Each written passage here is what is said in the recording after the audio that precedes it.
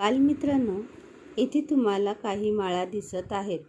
या माळांना दशक माळा म्हणतात. तर दशक माळ म्हणजे काय ते आधी समजावून घ्या. इथे पहा, इथे सुद्धा एक माळ आहे आणि या माळेमध्ये रंगबेरंगी मणी आहेत. तर आता आपण या माळेतील मणी मोजूया. पहा, इथून मोजूया.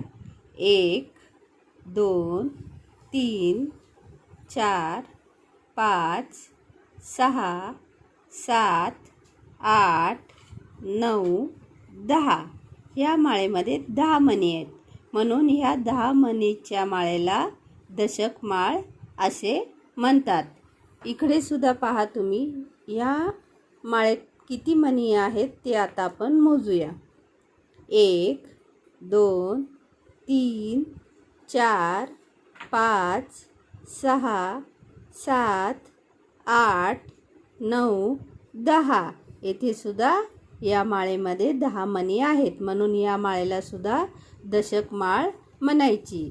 येथे सुद्धा दशक माळ आहे, म्हणजे 10 वस्तूंचा जेव्हा गट तयार होतो तेव्हा त्याला दशक म्हणतात. आता उरलेल्या माळेमध्ये तुम्ही मणी काढायच्या आहेत आणि मणी काढताना मोजत काढायच्या, जेणेकरून 1 ते 10 अंकांचा सुद्धा तुम्हाला सराव होईल.